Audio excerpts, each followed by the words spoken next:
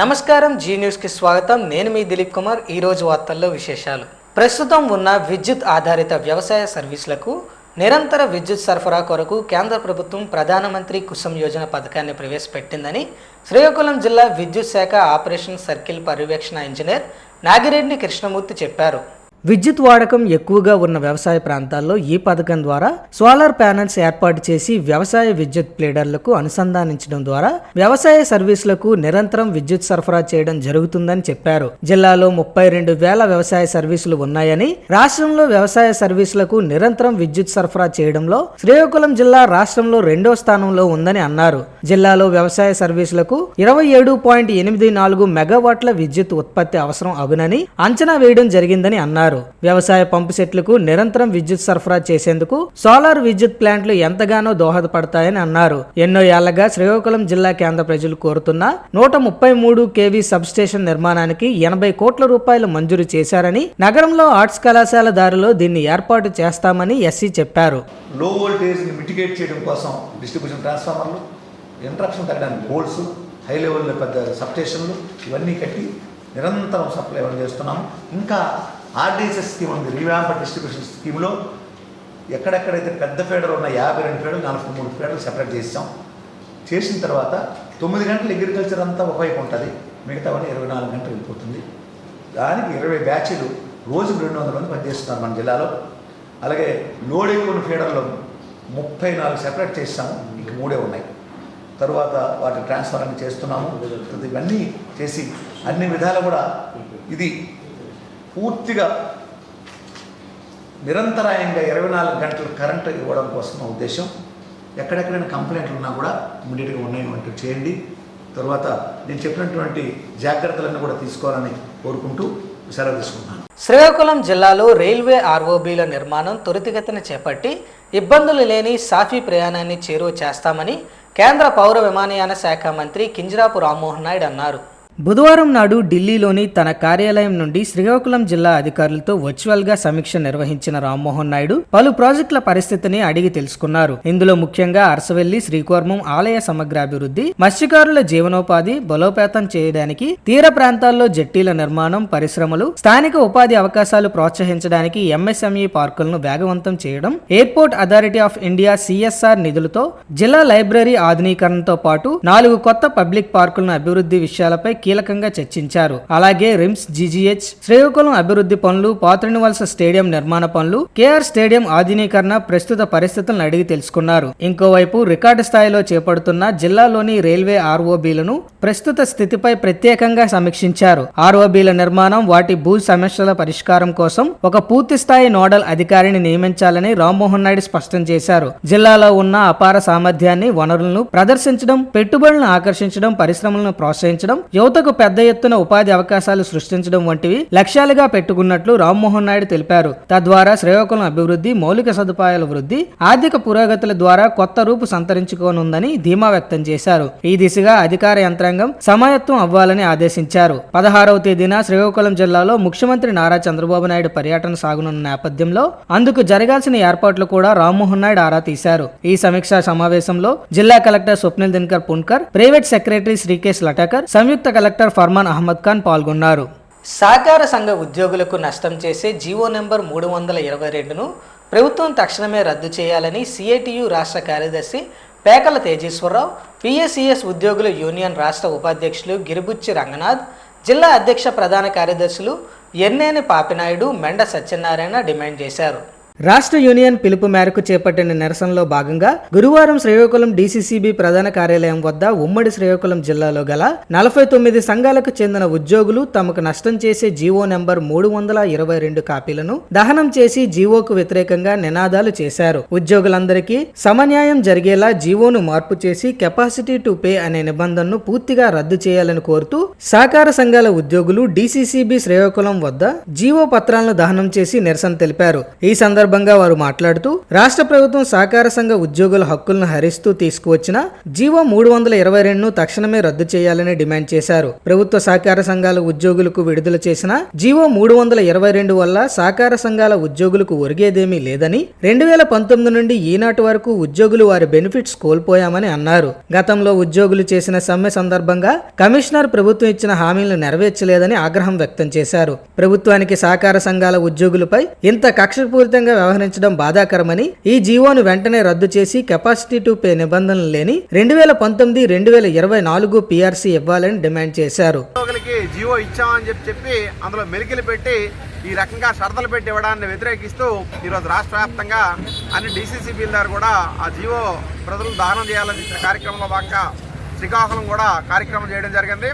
PSS ఉద్యోగుల తాలూకా సమస్యల్ని పరిష్కారం చేయకుండా ఈ రకంగా ఇబ్బందులకు గురి చేసే జీవో 322ని వెంటనే రద్దు చేసి కొత్త జీవోలు ఎటువంటి షరతులు లేకుండా ఉద్యోగులకు న్యాయం చేసే విధంగా 2019-24 PRCలు అమలు చేసే విధంగా సమస్యలు పరిష్కారం చేయాలి. అలా కాని పక్షంలో PSCS ఉద్యోగులు చేసే పోరాటాలన్నిటికీ కూడా CIT ప్రత్యక్షంగా మద్దతు ఇవ్వడంతో పాటు ఇతర ఉద్యోగులను కూడా సమీకరించి పెద్ద ఎత్తున పోరాడతామని చెప్పి రాష్ట్ర ప్రభుత్వాన్ని హెచ్చరిస్తున్నాం.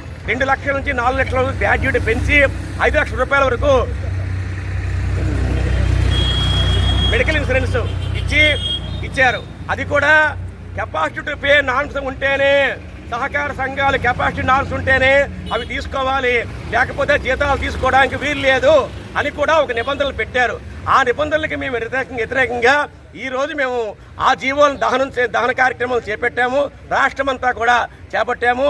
ఇదే విధంగా ప్రభుత్వం వ్యవహరిస్తే మరొక 2-3 రోజుల్లో రాష్ట్ర జేఏసీ పిలుపు మేరకు ఎక్కడైతే ఆపామో, సమ్మె నుంచి ఆపామో అదే సమ్మెలోకి వెళ్ళి ప్రభుత్వాన్ని, అలాగే సహకార సంఘాలని, DCCBలని, అలాగే DCO ఆఫీసులను కూడా ముట్టడించి స్తంభింపు చేస్తామని ఇందు మూలంగా మేము తెలియపరుచుకుంటున్నాం.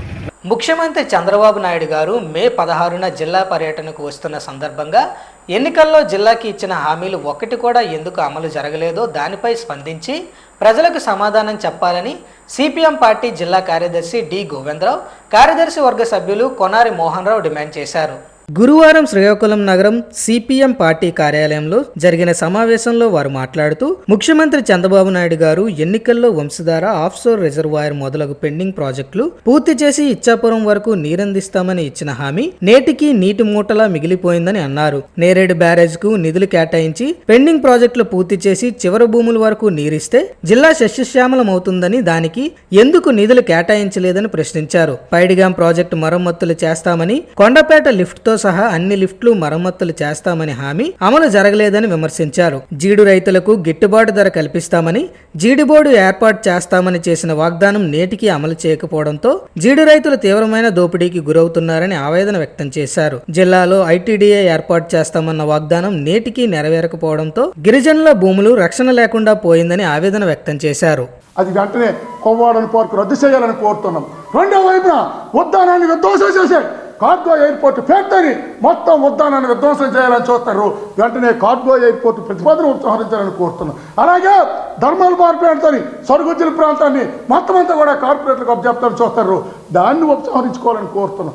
అలాగే సముద్ర తీర ప్రాంతాన్ని ఎత్త మినరల్ కోసం ఇవాళ ఆదాయానికి మీరు మొత్తం ఇచ్చేస్తే అవన్నీ చదివేస్తే ఉప్పు నీరు వస్తుంది, సముద్రం నుంచి రక్షణ ఉండదు, ప్రకృతి వైపరీత్యాల నుంచి రక్షణ ఉండదు, మొత్తం అంతా ఈ శ్రీకాకుళం రక్షణ లేకుండా చేస్తారు. విధ్వంసకర ప్రాజెక్టుని రద్దు చేయాలని చెప్పి మేము డిమాండ్ చేస్తున్నాం. మీరు వాగ్దానాలు అమలు చేయాలా, విధ్వంసకర ప్రాజెక్టులు ఆపాలా. పోర్టుకు అనుబంధంగా ఈరోజు పెద్ద ఎత్తున టెక్కల ప్రాంతంలో 38,000 ఎకరాల భూములు బలవంతంగా గుంజుకోవాలని చూస్తారు. ఇట్లాంటివన్నీ కూడా ఉపసంహరించాలని చెప్పి మేము డిమాండ్ చేస్తున్నాం. అందుకోసం వాగ్దానాలు అమలు చేయాలా, విధ్వంసకర ప్రాజెక్టులు రద్దు చేయాలని కోరుతూ భవిష్యత్తులో పెద్ద ఎత్తున ప్రజలతో ఉద్యమాలు చేపడతామని చెప్పి హెచ్చరిక జారీ చేస్తున్నాం. శంకర్ ఫౌండేషన్ నేత్ర వైద్య సేవలు అభినందనీయమని బార్ అసోసియేషన్ అధ్యక్షులు కోన రాజారావు అన్నారు.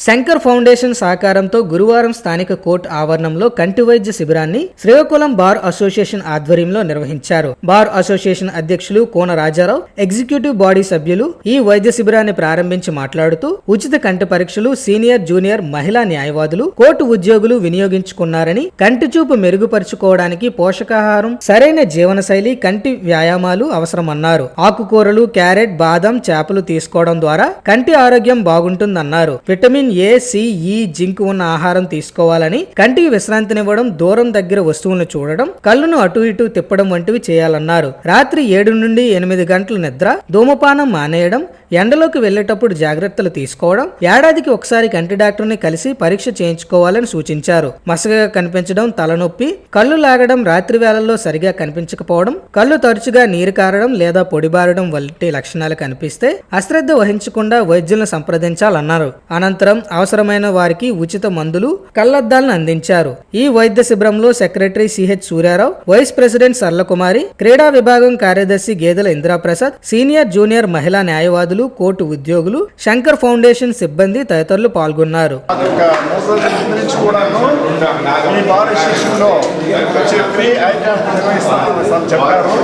దానికి నేను జిల్లా జేసీ గారి పర్మిషన్ కూడా తీసుకుని ఈరోజు వారిని మా శ్రీకాకుళం నూతన బార్ అసోసియేషన్లో మీరు ఈ క్యాంపస్ నిర్వహించండి, చాలా మంది వస్తారు, ఈ కార్యక్రమం కూడా చక్కగా నిర్వహించుకుంటారు కూడా వాళ్ళకి చెప్పి ఈ కార్యక్రమం ప్రారంభించాము. అది శంకర్ ఫౌండేషన్ అనేటువంటిది చాలా ఫేమస్ అయినటువంటి ఇన్స్టిట్యూషన్. దాన్ని మనం అందరం కూడా వాళ్ళ సర్వీసులు ఉపయోగించుకోవాలనేసి అందరూ కూడా తెలియజేసాము. మా బార్ అసోసియేషన్ సీనియర్, జూనియర్, మహిళ మరియు అలాగే మా అడ్వకేట్ క్లర్క్స్, అలాగే స్టాఫ్, జ్యుడిషియల్ ఆఫీసర్స్ కూడా వచ్చి ఈ క్యాంపస్లో పాల్గొంటారని తెలియజేస్తాం. గత వైసీపీ ప్రభుత్వంలో జరిగిన అవినీతి అవకతవకలను సరిదిద్దుతూ కూటమి ప్రభుత్వం భక్తుల మనోభావాలను కాపాడుతూ టీటీడీ ప్రక్షాళన చేపట్టిందని సీనియర్ టీడీపీ నాయకులు ఇప్పుల తిరుమలరావు అన్నారు. గురువారం శ్రీకాకుళం నగరంలో ఆయన మీడియాతో మాట్లాడుతూ ఆలయాల అభివృద్ధి ధ్యేయంగా కూటమి ప్రభుత్వం పనిచేస్తుందన్నారు. సనాతన ధర్మాన్ని కాపాడేందుకు ముఖ్యమంత్రి నారా చంద్రబాబు నాయుడు శతవిధాలుగా పనిచేస్తున్నారన్నారు. 2026 నుండి శ్రీవారి టికెట్ల బుకింగ్ లో పూర్తి పారదర్శకత తీసుకురావడానికి ఆన్లైన్ విధానాన్ని అమలు చేస్తున్నారన్నారు. దీనివల్ల దళారులు ప్రమేయం లేకుండా నేరుగా భక్తులకే ప్రయోజనం కలుగుతుందన్నారు. ఆలయ నిర్మాణం, నిధుల వినియోగాన్ని పర్యవేక్షించేందుకు రాష్ట్ర స్థాయి పర్యవేక్షణ కమిటీని ఏర్పాటు చేయాలని ప్రభుత్వం ఇప్పటికే ఆదేశించిందన్నారు. శ్రీకాకుళం టెంపుల్కి మళ్ళీ ఇప్పుడు మొత్తం అంచనాలు వేసి ఇప్పుడు కొత్తగా టెంపుల్ ఇచ్చేస్తున్నారు. తర్వాత మా దూదువారి కోవిలికి ఎమ్మెల్యే గారు ఫండ్ నుంచి 80 లక్షలు దేవాదాయ మినిస్టర్ గారికి ఇమ్మని చెప్పి రాశారు. ఆ కోవిల్ డెవలప్మెంట్ ఉంది. ఆ కోవిల్ మళ్ళీ డెవలప్ చేస్తారు. ఈ మధ్యకాలంలో తిరుపతి చూస్తే ఇంతకు ముందు కన్నా 4 రెట్లు జనం, దైవభక్తి పెరిగింది ప్రజల్లో. ఏది వచ్చినా నిన్న ఎక్కడ చూసినా నిన్న ఆంజనేయ జయంతి అయింది. ఒక పండుగ వాతావరణంలో చేస్తున్నారు. పబ్లిక్కి దైవభక్తి మీద బాగా అంటే పూర్వం కన్నా ఎక్కువ దైవభక్తి మీద నమ్మకం కలిగింది. ఇప్పుడు ఏ టెంపుల్లో చూసినా బ్రహ్మరథం పడుతున్నారు జనాలు. అసలు ఓ పండుగ వాతావరణంలో చేస్తున్నారు. ఏదైనా శ్రీరామనామం కానీ ఏదైనా సరే ఓ పిల్లలు చేస్తారు, అలాగ చేస్తున్నారు. ఇంకా నారా చంద్రబాబు నాయుడు గారు ఈ టెంపుల్ డెవలప్ చేసి ఇది ఏపీ టూరిజం ఇవన్నీ డెవలప్ చేసి ఎంతో ఈ ఆంధ్రప్రదేశ్ని ముందుకు పెట్టగలని కోరుకుంటున్నాను. ఉమ్మడి శ్రీకాకుళం జిల్లా పాలకొండ మండలం బాసూరి గ్రామానికి చెందిన ఉపాధి కూలీ కోమటి పుష్పనాథం వడదెబ్బకు గురై అక్కడికక్కడే మరణించారు. ఈయనకు భార్య, 2 కుమార్తెలు ఉన్నారు. ఎస్సీ సామాజిక వర్గానికి చెందిన మృతుడు పుష్పనాథం మరణ వార్త విని బాసూరు గ్రామ వాసులు శోకసంద్రంలో మునిగిపోయారు. తోటి ఉపాధి హామీ పథకం పనులు చేస్తున్న కూలీలు అంతా తీవ్ర ఆందోళన చెందుతున్నారు. మన్యం జిల్లా కలెక్టర్ ప్రభాకర్ రెడ్డి మరియు ఉపాధి హామీ పథక సంచాలకులు కె రామచంద్రరావులు మరణ వార్త తెలిసిన వెంటనే స్పందించి మృతుని కుటుంబానికి అన్ని విధాలా ఆదుకుంటామని హామీ ఇచ్చారు. జాతీయ ఉపాధి హామీ పథకం సిబ్బంది అంతా సంతాపం వ్యక్తం చేశారు. నగరంలో బాబూజీ కళామందిర్ వేదికగా ఆర్ట్ ఆఫ్ లివింగ్ వ్యవస్థాపకులు పూజ్య శ్రీ రవిశంకర్ గురూజీ గారి 70వ జన్మదిన వేడుకలు అత్యంత వైభవంగా నిర్వహించబడ్డాయి. ఈ ఆధ్యాత్మిక వేడుకల్లో శ్రీకాకుళం శాసనసభ్యులు మరియు ఆర్ట్ ఆఫ్ లివింగ్ టీచర్ అయిన శ్రీ గొండు శంకర్ ముఖ్య అతిథిగా పాల్గొని కార్యక్రమాన్ని ప్రారంభించారు. గురూజీ చిత్రపటం వద్ద ప్రత్యేక పూజలు నిర్వహించిన అనంతరం ఎమ్మెల్యే భక్తులతో కలిసి జన్మదిన కేక్ ను కట్ చేశారు. ఈ సందర్భంగా ఎమ్మెల్యే గొండు శంకర్ మాట్లాడుతూ సమాజంలో మానసిక ప్రశాంతతను మరియు నైతికత విలువలను పెంపొందించడంలో గురూజీ కృషి అనిర్వచనీయమని కొనియాడారు. ఒక ఆర్ట్ ఆఫ్ లివింగ్ టీచర్ గా గురూజీ స్వామీజీ మార్గదర్శకత్వంలో సేవా కార్యక్రమంలో భాగస్వామ్యం కావడం తన అదృష్టమని ఆయన పేర్కొన్నారు. వేడుకల్లో భాగంగా విశేష సేవలందించిన పలువురు వ్యక్తులకు ఎమ్మెల్యే చేతుల మీదుగా ప్రశంసా పత్రాలను అందజేశారు. అనంతరం బాపూజీ కళామందిర్కు తరలి వచ్చిన భక్తులకు ఎమ్మెల్యే స్వయంగా ప్రసాదాన్ని పంపిణీ చేశారు. ఈ కార్యక్రమంలో భక్తులందరూ కలిసి సామూహిక ధ్యానం నిర్వహించారు. ప్రాంగణం అంతా ఆధ్యాత్మిక శోభతో నిండిపోయింది. ఒడిశా నుండి ఇచ్చాపురం మీదుగా జార్ఖండ్కు గంజాయిని తరలిస్తున్న ఒకరిని అరెస్ట్ చేసినట్లు సీఐ ఎం చెన్నంనాయుడు తెలిపారు. ఇచ్చాపురం సీఐ కార్యాలయంలో బుధవారం కేసు వివరాలు వెల్లడించారు. జార్ఖండ్లోని వెస్ట్ సింగ్భూమ్ జిల్లాకు చెందిన అభిషేక్ రాజ్ సింగ్ ఒడిశాలో కొనుగోలు చేసిన 5 కిలోల గంజాయిని సూట్ కేసులో నింపి బుధవారం సాయంత్రం ఇచ్చాపురం రైల్వే స్టేషన్ కు రత్తకన్ను వైపు నుండి వస్తున్నాడు. పట్టణ ఎస్ఐ ఎం ముకుందరావు అభిషేక్ ను తనిఖీ చేసి అరెస్ట్ చేశారు. సరుకుతో పాటు 2 చరవాణీలను స్వాధీనం చేసుకున్నారు. అతనికి సమీప బంధువు గంజాయి వ్యాపారం అలవాటు చేయగా ఒడిశా నుండి తరచూ సరుకును జార్ఖండ్ తరలిస్తున్నారు. వ్యాపారులపైన కేసు నమోదు చేశామని, అరెస్టు అయిన సింగ్ ను న్యాయస్థానంలో హాజరుపరిచినట్లు సీఐ వివరించారు. రాబడిన సమాచారం ప్రకారం ఇచ్చాపురం రైల్వే స్టేషన్ 2వ ప్లాట్ఫారం వైపు తనిఖీలు నిర్వహిస్తుండగా ఒక వ్యక్తిని అదుపులోకి తీసుకోవడం జరిగింది. అతన్ని దగ్గర సుమారు 5 కేజీల గంజాయి గుర్తించడం జరిగింది. అప్పుడు అతని యొక్క పేరు అడగగా అతను అభిషేక్ రాజ్ సింగ్ అని Tuntakota village, west Singhbhum district, Jharkhand స్టేట్కి సంబంధించిన వ్యక్తిగా తెలియజేయడం జరిగింది. అతను ఒడిశాలో గల దారికంబడి కంధమాల్ డిస్టిక్లో ఉన్న కరణ్ నాయక్ దగ్గర ఈ గంజాయి తీసుకొని ఇచ్చాపురం రైల్వే స్టేషన్ దగ్గరికి వచ్చి ఇచ్చాపురం రైల్వే స్టేషన్ భువనేశ్వర్ వెళ్ళి భువనేశ్వర్ నుంచి జార్ఖండ్లో ఉన్న తన ఫ్రెండ్ అయిన అనురాగ్ పంత్ పింగాకి ఇవ్వడానికి వ్యక్తంగా మార్గ మధ్యంలో పట్టుబడినారు. ఇతన్ని రిమాండ్ నిమిత్తం సోంపేట మేజిస్ట్రేట్ గారి దగ్గర ప్రొడ్యూస్ చేయబడుతుంది. అదేవిధంగా శ్రీకాకుళం జిల్లా ఎస్పీ గారి సూచనల మేరకు గంజాయిపై కఠిన చర్యలు తీసుకోవడం అవుతుంది. ఎవరైనా గంజాయి సేవించినా, గంజాయి కలిగి ఉన్నా, గంజాయితో వ్యాపారాలు చేసినా వాళ్ళపై కఠిన చర్యలు తీసుకోబడతాయి. కావున ప్రజలందరూ తమ పిల్లలు ఏం చేస్తున్నారు, ముఖ్యంగా విద్యార్థి దశలో ఉన్న యువత ఏం చేస్తుందని తల్లిదండ్రులు గమనించాల్సిందిగా కోరుచున్నాం. శ్రీకాకుళం నగరంలో ముండేటి వీధిలో శ్రీ వెంకటేశ్వర స్వామివారి ఆలయ వార్షికోత్సవ వేడుకలు బుధవారం రాత్రి వైభవంగా నిర్వహించారు. ఆలయ ప్రధాన అర్చకులు పట్నాల రామకృష్ణ, శ్రీవాస్ శర్మ ఆధ్వర్యంలో స్వామివారి నిజరూప దర్శనం జరిగింది. అనంతరం క్షీరాభిషేకాలు చేపట్టారు. భక్తుల గోత్ర నామాలతో సుప్రభాత సేవ, అష్టోత్తర శతనామావళిచే భక్తుల గోత్ర నామాలతో పూజలు జరిగాయి. భక్తులు సామూహిక విష్ణు సహస్రనామ పారాయణలు చేశారు. అలాగే అభినయ నృత్య నికేతన్ కోలాట బృందం ప్రదర్శన జరిగింది. ఆలయ వార్షికోత్సవం సందర్భంగా సాయంత్రం స్వామివారి ఉత్సవ మూర్తులను ఊరేగింపు అనంతరం కళ్యాణ వేడుకలు ఘనంగా జరిగాయి. అర్చకులు శ్రీవాస్ శర్మ, దిలీప్ శర్మల ఆధ్వర్యంలో స్వామివారి ఉత్సవ మూర్తులను ప్రత్యేకంగా ఏర్పాటు చేసి సాంప్రదాయంగా కళ్యాణ వేడుకలు నిర్వహించారు. అధికంగా భక్తులు పాల్గొన్నారు. వైఎస్ఆర్ కాంగ్రెస్ పార్టీ ప్రభుత్వం ఉన్నప్పుడు రాష్ట్ర వ్యాప్తంగా పెద్ద ఎత్తున ఇళ్లు నిర్మాణాలు చేపట్టామని, 31 లక్షల మంది నిరుపేదలకు ఇల్లు ఇవ్వాలనే లక్ష్యం పెట్టుకుని 12,000 కోట్లు పెట్టి భూమిని కొని ఇల్లు శాంక్షన్ ఇచ్చామని మాజీ మంత్రి ధర్మాన ప్రసాదరావు అన్నారు.